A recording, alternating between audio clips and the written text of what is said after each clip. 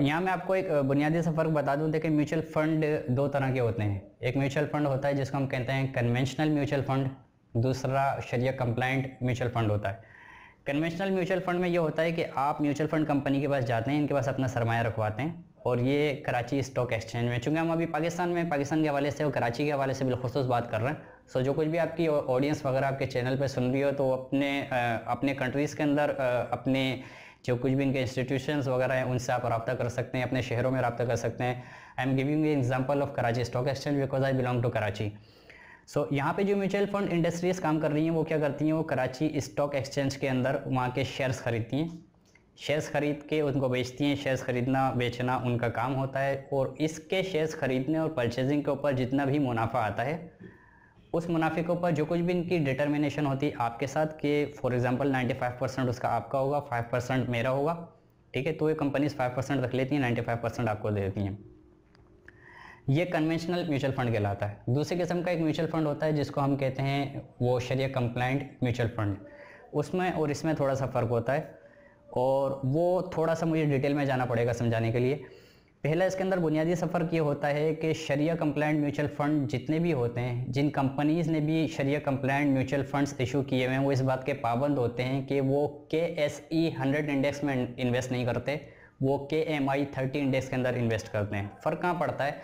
KMI 30 index जो है वो एक ऐसा इंडेक्स होता है जिसके ऊपर सिर्फ हलाल बिजनेस करने वाली या शरिया कंप्लाइंट कंपनीज लिस्टेड होती हैं। सो फॉर एग्जांपल अगर KSE 100 इंडेक्स के अंदर 100 पब्लिक लिमिटेड कंपनीज हैं, सो ज़रूरी नहीं है कि वो सारी ही कंपनी शरिया कंप्लाइंट बिजनेस करती हों।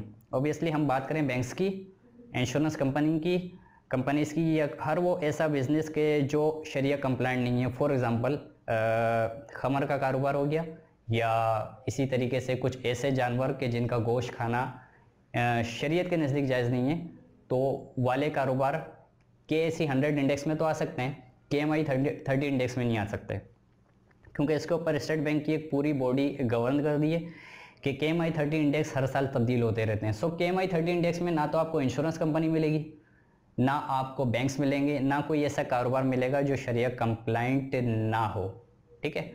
तो याले शेयर्स खरीदते हैं। ये मैं बात कर रहा हूँ शरिया कंप्लाइंट म्यूचुअल फंड की। शरिया कंप्लाइंट म्यूचुअल फंड की जो कंपनीज होती हैं वो KMI 30 इंडेक्स में इन्वेस्ट करती हैं, क्योंकि वहाँ पे सारे बिजनेसेस शरिया कंप्लाइंट होते हैं। और फिर उसके बाद वो लेकर आते हैं सारा मुनाफा अपने पास। इसके बाद भी चूँकि पब्लिक लिमिटेड कंपनीज है जिसमें इन्वेस्टमेंट की गई थी, अगर यहाँ पे कुछ इंटरेस्ट का रेशो लेन या देन का होता है, फॉर एग्जांपल मैं अगर बात करूँ यहाँ पे पाक सुजुकी लिमिटेड की, तो ऑब्वियसली पब्लिक लिमिटेड कंपनीज में सूद का लेन देन तो होता ही है, लेकिन KMI 30 इंडेक्स में वही कंपनी आ सकती है जिसका सूद का लेन देन 30% से ज़्यादा ना हो। अब यहाँ पे सवाल ये पैदा होता है कि अगरचे 30% है, लेकिन 30% है तो सही, फिर उसका क्या करते हैं? सो इन्होंने जो यहाँ से 100% मुनाफा लिया, इसका मतलब 30% उसके अंदर सूद तो शामिल था।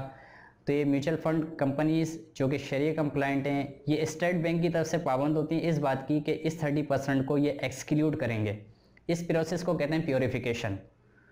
सो ये इसको एक्सक्लूड करते हैं और ऐसे इदारों को देते हैं जो NGO वगैरह होते हैं, या मिसाल के तौर पर वो माशरे की इसी तरह खिदमत कर रहे होते हैं, जैसे SIOT का नाम सुना होगा आपने, डॉक्टर अदीब रिजवी का जो इदारा है। इसी तरीके से हॉस्पिटल्स वगैरह को ये प्योरिफिकेशन के नाम पे ये वाला जो पैसा है, जो इंटरेस्ट की आमदनी होती है, दे देते हैं। और बाकी जो 70% बचता है, इस 70% को अगर आप अज्यूम करें कि वो 100% है, तो आपका और उनका जो कुछ भी प्री डिटरमिन्ड एक रेशो था, आमतौर पे ये 2 to 3% होता है और इसको एडमिनिस्ट्रेशन चार्जेस कहते हैं। ये हर म्यूचुअल फंड कंपनी लेती है, बाकी 97% वो आपको पे कर देते हैं। सो ये कॉन्सेप्ट है म्यूचुअल फंड का, और इस तरीके से वो आपकी बैकग्राउंड के ऊपर इसी तरीके से वो काम करते हैं जिस तरीके से मैंने अभी आपको पूरा एक्सप्लेन करा, और उसके बाद ये आपके साथ अपने मुनाफे को शेयर कर लेते हैं। So it's a better option.